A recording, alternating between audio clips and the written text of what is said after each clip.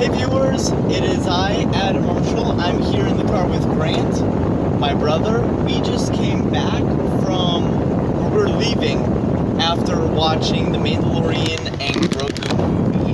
And I do a video after new Star Wars content where I just give my thoughts and opinions on whatever the content might be. So, today I will be giving my thoughts and opinions about Mandalorian and Grogu movie. Grant, anything big you want to say? Besides that I'm driving in a weird direction. I really liked the pace of the movie. It started off really fast paced, and then it slowed down really. Can I give details? Yeah, it's spoilers. Yeah, spoilers. So, I really liked the part where it just like slowed down the whole movie when Mandalorian was unconscious for a while. And we really got to see some parts of Grogu that we haven't seen before that just gives us similarities of Yoda.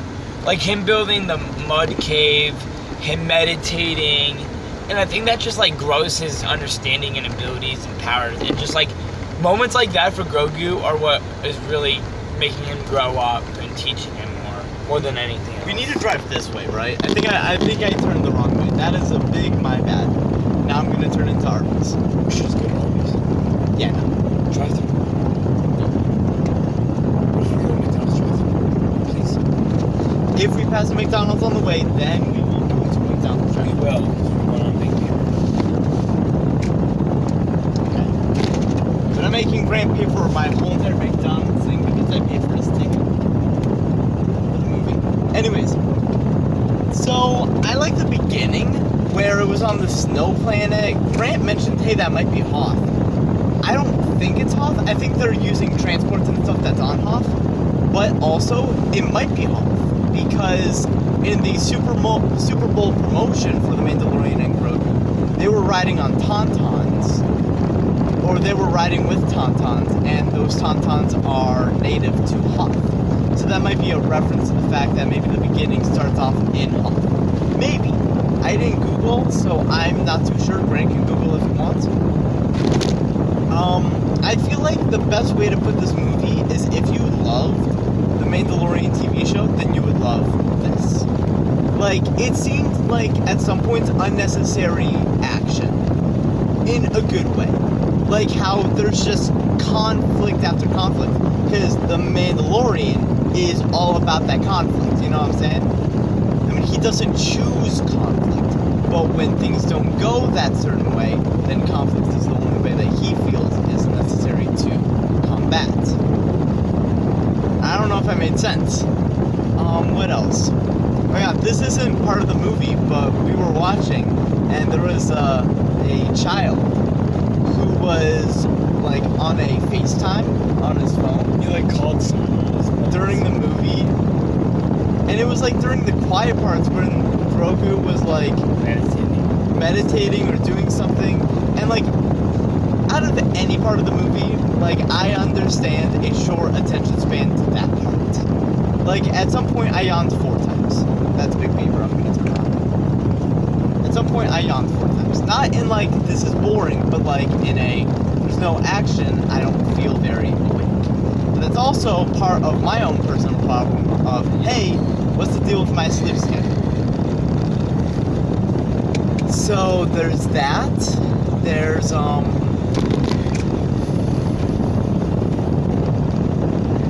what else is there? Yeah, there was a lot of criticism from the movie. The biggest thing that I've heard is the fact that they're just bringing in characters for no reason. Wait, hold on. Okay. Did you not get the similarity? What's the new bounty hunter's name? What was it? Ebo something. Ebo. He was a bounty hunter that was in the Clone Wars. I thought it was supposed to represent a version of Mando that was more skilled in acrobatics. So Mando has to rely on his apprentice, Grogu, more. That's while bringing him up. He has to, he can't fight. He was losing a lot to it. Yeah. He got captured, he got recaptured, he was fighting a lot and losing a lot. But Grogu, helped him out every single time. I really think this episode was episode 1 of multiple. This movie was trying to, I just saw similarities between Mobo Ebo. and the Mandalorian. Embo. Embo. EMBO. Embo and the Mandalorian. You want to get in the left lane because there's McDonald's coming. Okay, thank you. I thought it was on that side. No.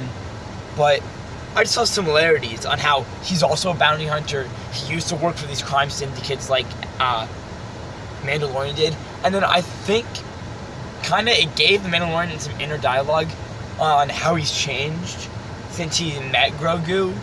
But not also that he's like gotten older. He's losing some of these fights, which he shouldn't be losing. But it's also like he is somebody who can rely on now. And that makes him no better. It makes him more tactile more than just like strong. So I really think that I just saw when they're fighting, I see similarities to Mando in the past that it just brought to mind. Nice.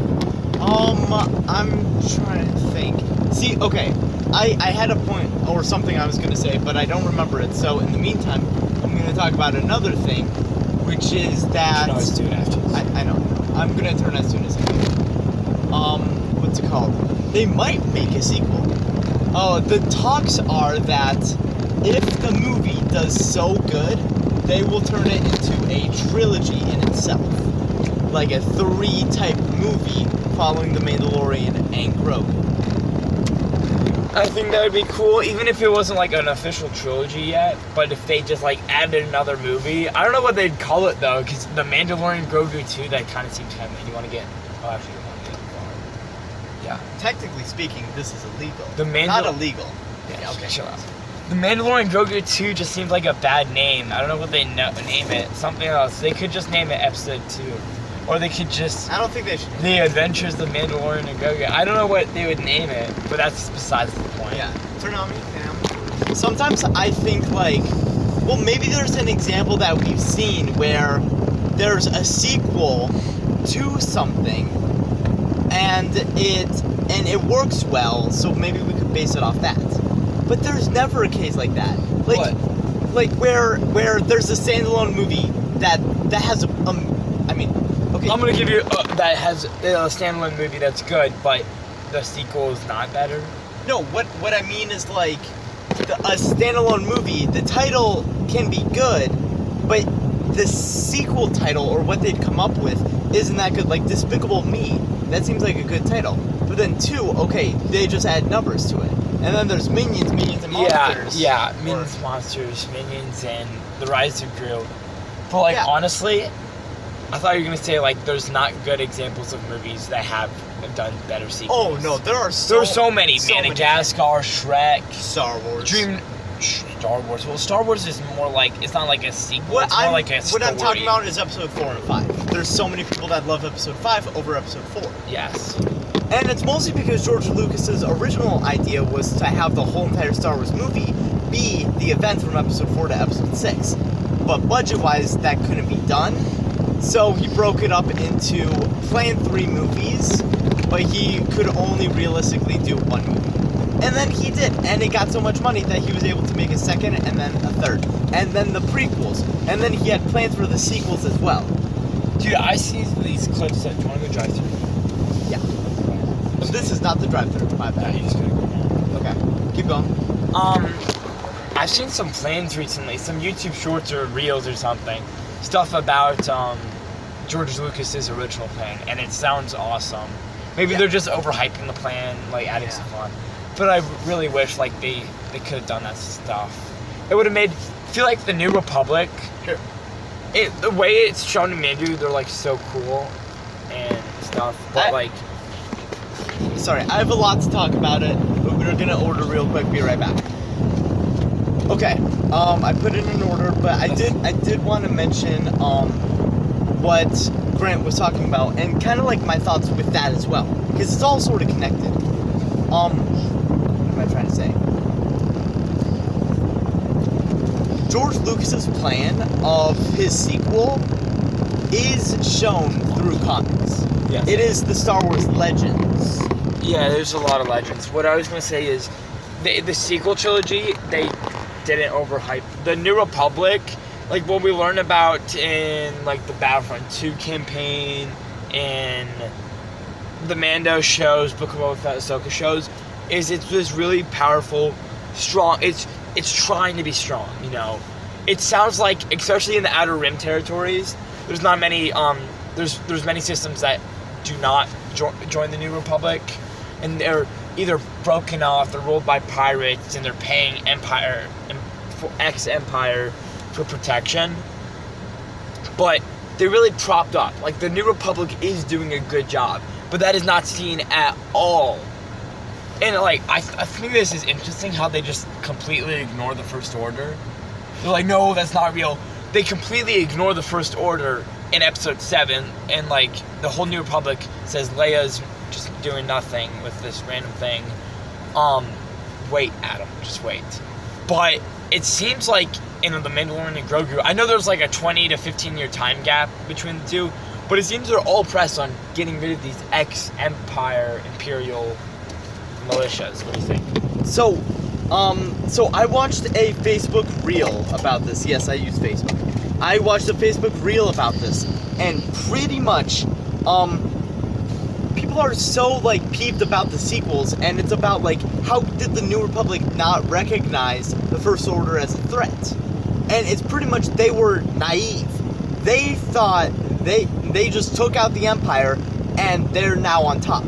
But it's, because, like, Leia was part of the New Republic, and it wasn't until Leia saw the remnants of the Empire still building, fractures connecting. It wasn't until then that Leia broke off from the New Republic, because she recognized that the New Republic wasn't doing anything. They weren't recognizing these as threats. So she broke off and created the Resistance, which is a group of like-minded people that have these same ideas. So wait, but it's more specifically so. She saw, through whatever adventure she went through, she saw that the First Order, which is just this group of like 10% of the Empire. No. What? It's not 10%. It's 10% of the ex-Empire. It's fine to say 10%, but we don't know how big. Yeah, so it is until of course it's too late. the unknown regions are very hard to talk about because it's all unknown on how they operate. But obviously, all these Imperial groups gathered together to form a single cause, probably to take down the New Republic again. And they went into the unknown regions, and they made the First Order, and then they would go around into these Outer Rim or Close Rim planets and kidnap kids, kidnap teenagers to brainwash them and train them as new First Order stormtroopers, which in reality is the only way you can't like recruit First Order stormtroopers, so that's the only way, as immoral as it is.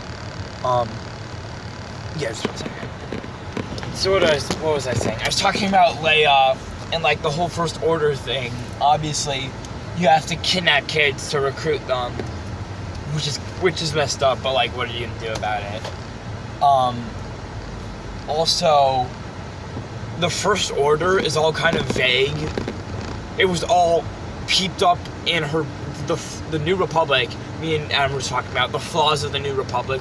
One of them is when they didn't believe something, they would kind of do their own brainwashing thing, as seen in The Mandalorian Season 3, which was a little interesting. Yeah, you can speak. So, it was more like they wanted to appear strong. So what they did was they used the resources the Empire had and just utilized that to their own advantages. That's why like the New Republic later had to change headquarters from being on Coruscant to Hosnian Prime. I don't think they were ever on Coruscant. Yes, they were. In the Ahsoka TV show, you can see the New Republic Council on Coruscant with Mon Mothma. And then they moved to Hosnian Prime, which is the planet system part of the planet system that got blown away in Episode 7. Yeah, so I was talking about the First Order, obviously. Obviously, they gain power in the unknown regions, growing off the strength of, they're like the fog of war. Obviously, it's hard to track stuff in the unknown regions. There's a few planets where you can find, but it's very hard. I don't know why. If they first found all of these other planets in the galaxy, why can't they start exploring the unknown regions? I'm not sure if there was no real pressure to that we ever learned of.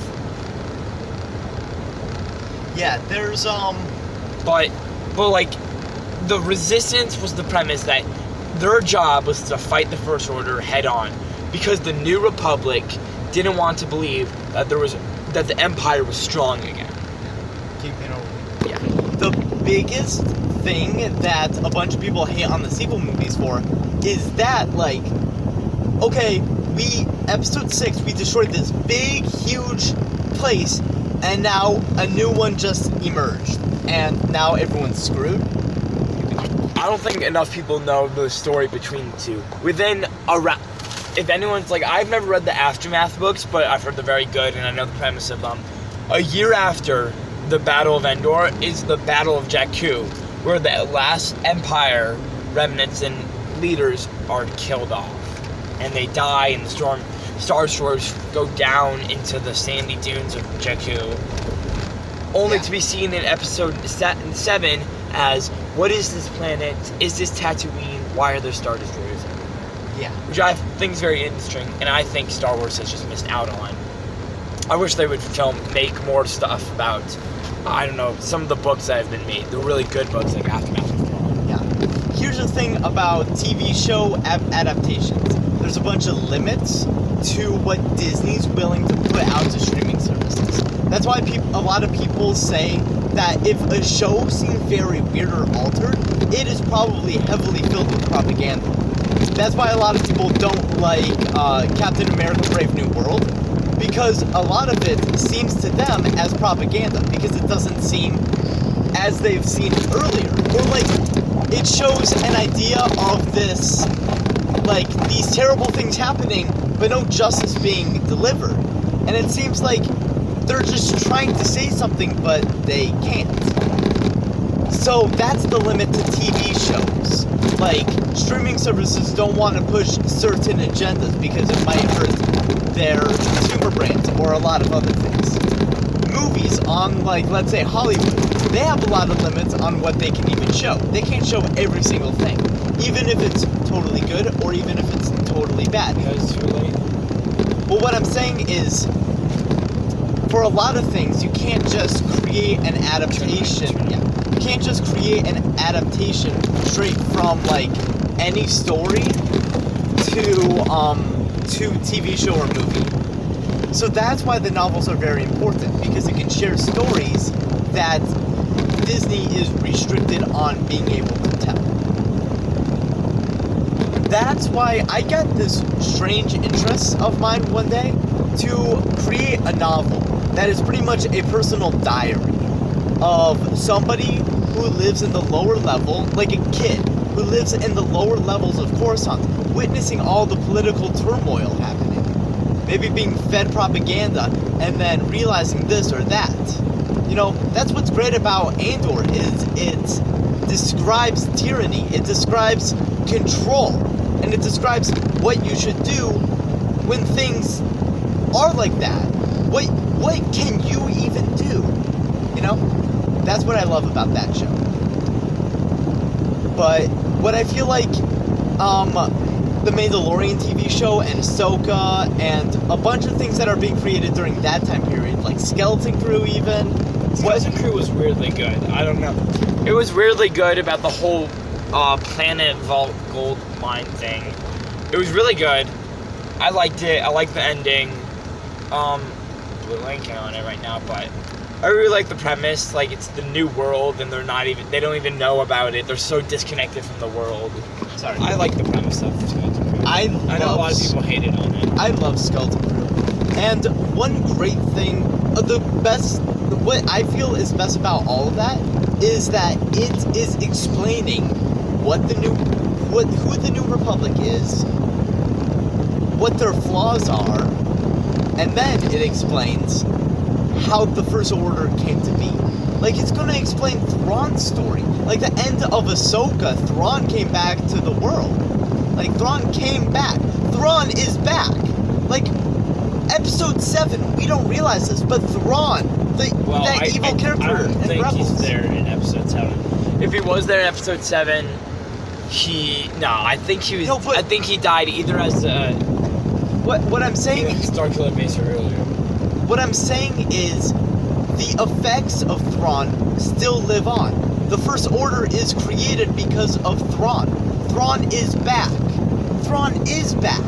His influence can be heavily great in the start of the First Order. Why are you jumping straight to the First Order? You don't even know if he had any impact on it. He's just talking with some excerpt here.